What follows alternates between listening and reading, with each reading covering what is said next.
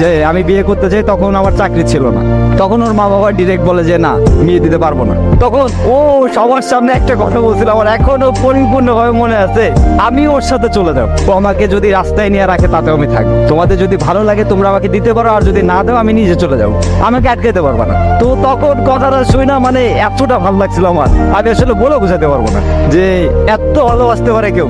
তখন ওর ফ্যামিলি ওর গার উপর হাত উঠায়, হাত উঠানোর পরে আমি ওনাদের অনেক রিকোয়েস্ট করি, তারপর ওটা শুনে নাই। ও তখন আমার হাতটা ধরে সবার সামনে বলতেছে চল।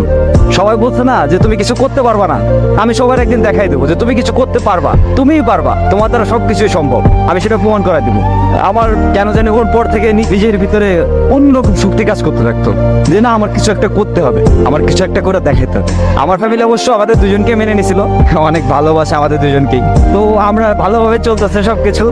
আমার ওই যে জেদটা, যে আমার বউ বলছিল যে না, তোমার কিছু একটা করে দেখাতে হবে আর তুমি পারবা, সেই জেদে আজকে আমি অনেক ভালো কিছু হয়ে গেছে জীবনে। একটা জিনিস কি জানেন, খুশি থাকার জন্য টাকা পয়সার দরকার হয় না। টাকা পয়সা আজ আছে কাল নেই, টাকা পয়সা আজকে নাই তো কাল আসবে, আসবে কিন্তু এমন একটা মানুষ দরকার, এমন একটা ভালোবাসার মানুষ দরকার, যে মানুষটা আপনার শেষ অবধি আপনার পাশে থাকবে, আপনার কাছে থাকবে, আপনাকে ভালোবাসে আপনার হাতটা শক্ত করে জড়াতে থাকবে। মানে যেমনই পরিস্থিতি হোক, যেমন অবস্থা হোক, সে মানুষটা সবসময় আপনাকে বলবে যে আরে আসি তো, তুমি টেনশন করতেছো কেন, আমি আসি না, তুমি ভয় পাও কেন, আমি কি চলে যাইতেছি, তুমি এত কিছু করতেছো তো শুধু আমার জন্য। তাহলে আমি যদি এতটুকু এই সামান্যতেই যদি থাকতে পারি তোমার কাছে, তাহলে তুমি কেন থাকতে পারবে না, তাই না?